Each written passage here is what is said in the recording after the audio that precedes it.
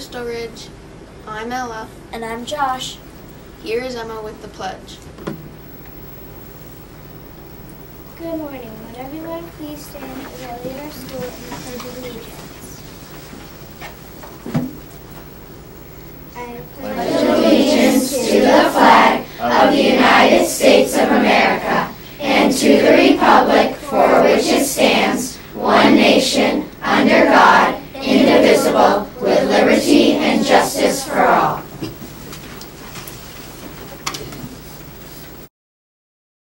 And remember, Chris, together everyone achieves more. Our civil rights reporters this month are Noah and Lila, here with a live interview. Over to you, Lila. Thank you, Ella. I am here with Mrs. Welch, Mrs. Pepin, and Mrs. Foster to talk about the Civil Rights Team. Hi, Lila. Hi, Noah. Mrs. Foster, what do you do on the Civil Rights Team now? Well, the most important thing we do on the Civil Rights Team is to promote the Golden Rule, where we're treating other people the way we'd like to be treated. And most recently we did, you all attended the Martin Luther King celebration we had in the gym. And now we are working on creating some special t-shirts that we can sell to the school, like we did the sweatshirts a few years ago, to raise money for some kind of organization.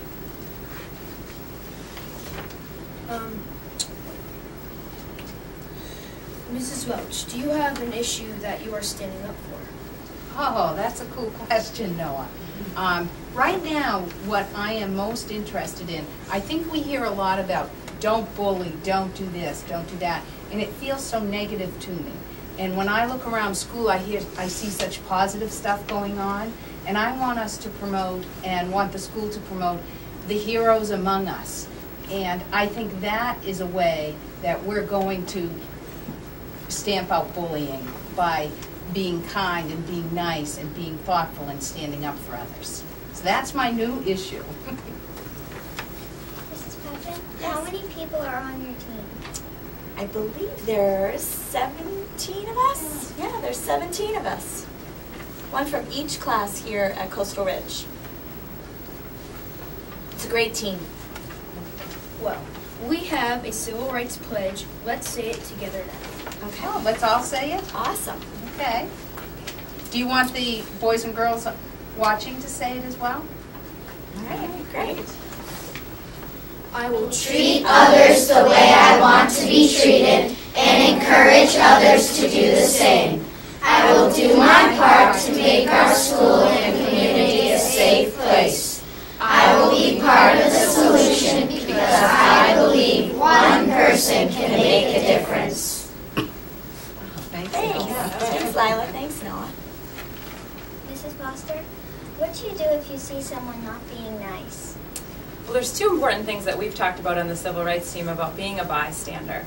And one of the first things we've talked about doing is trying to stick up for that person that might be being bullied. But there's also a time and a place to get an adult to see if they can step in to help. So the two most important things we talk about are first standing up for someone and then getting some help if you need it. Mrs. Foster, have you seen anyone in your class do something like that? Standing up for someone else? Oh, absolutely. My class has been wonderful this year in helping each other out and really just reminding people like, hey, maybe that wasn't the nicest way to say that. Or, hey, maybe that wasn't, the nicest way to tell someone you're not interested in playing with them or something like that. So we've been working really hard with your help to kind of talk about better ways to communicate with each other. Mrs. Pepin, have you ever been in the position of being a bystander? Oh, that's a great question. I don't know if I've ever been in the position of being a bystander. I don't know if I can remember, my brain's a little old, but I have been bullied before when I was in 3rd grade, actually. And I've told my 3rd graders my story about being bullied. It was not a happy time for me, but I was fortunate that I had some really great teachers, and my mom was really helpful in helping me kind of get through that, and then I was able to work it out and stand up for myself. So I wasn't necessarily a bystander, but I was a person, a victim of bullying. Mrs. Welch, have you ever been bullied? But we probably should have switched these questions because, you know, when I think about it, I never remember having that really strong bullying episode for me. But what I do remember is feeling left out and being excluded. And I do remember those hurt feelings. And that's, I think, why I want to really work at helping kids feel included in this school. Is there anything, is there any other questions you'd like to ask us? No. Well, it was nice to be here. Thank you so much for having us.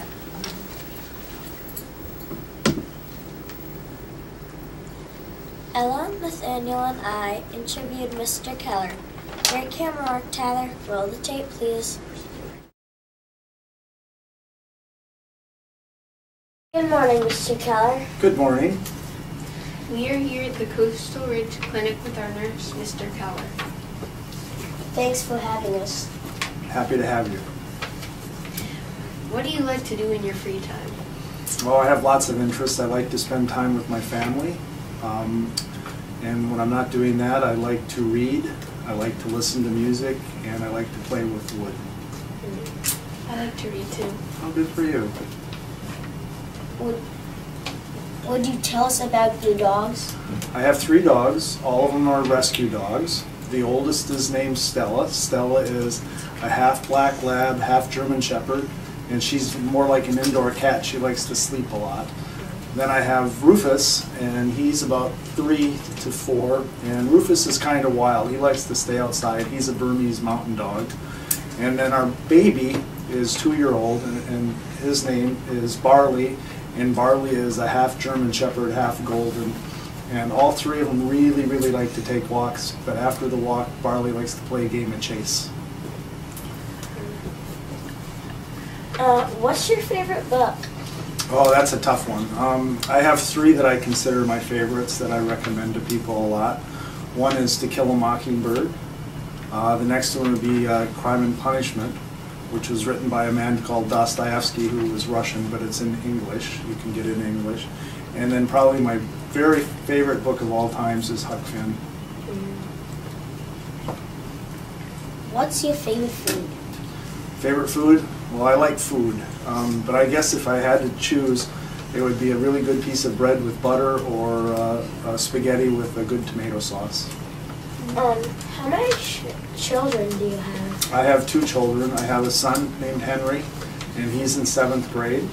And then I have a daughter named Martha, and she's in 5th grade. Both of them went to this school, and they are very active kids. In the wintertime, Henry likes to play hockey a lot, and Martha likes to swim, and she also likes to ski and play basketball. Was being a nurse the only job you wanted to do? And for the last 18 years or so, yep. What was it like to work at York Hospital? York Hospital was a really good place to work. I met a lot of really fun people. I learned a lot about medicine and a lot about the body.